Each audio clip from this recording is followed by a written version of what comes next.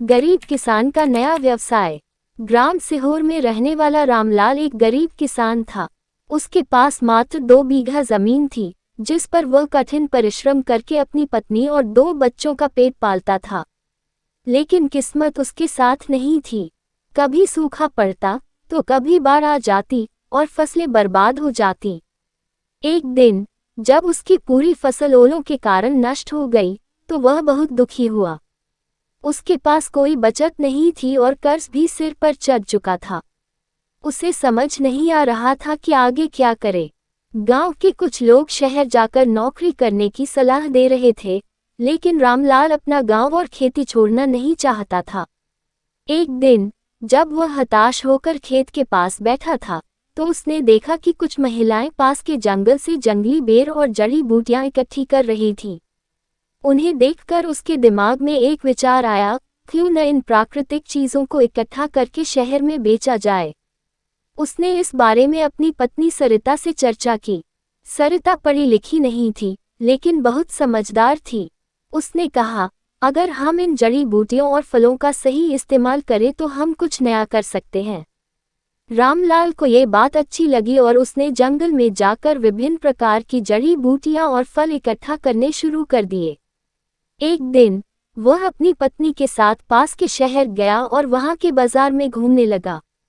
उसने देखा कि लोग हर्बल प्रोडक्ट्स को महंगे दामों में खरीद रहे थे।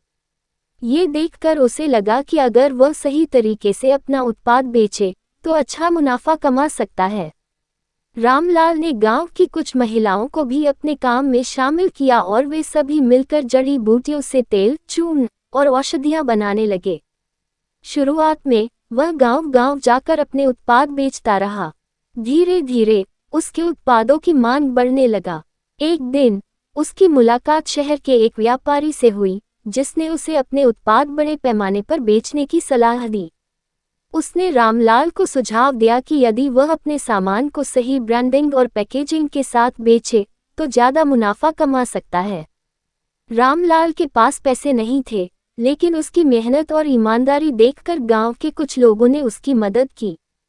उसने एक छोटे से कारखाने में अपने उत्पादों की पैकिंग और ब्रांडिंग शुरू कर दी। धीरे धीरे उसका व्यवसाय बढ़ने लगा। अब उसके उत्पाद न केवल शहर बल्कि दूसरे राज्यों में भी जाने लगे। उसने अपने गांव के कई गरीब किसानों और महिलाओं को रोजगार दिया, जिससे पूरा गांव खुशहाल हो गया। कुछ ही वर्षों में रामलाल का छोटा सा काम एक बड़ी कंपनी में बदल गया। अब वह सिर्फ किसान नहीं था, बल्कि एक सफल व्यवसाय भी बन गया था। उसकी यह सफलता बताती है कि अगर कोई इंसान मेहनत और समझदारी से काम करे तो गरीबी को भी मात दी जा सकती है। परिश्रम और बुद्धिमत्ता से ही असली सफलता मिलती है।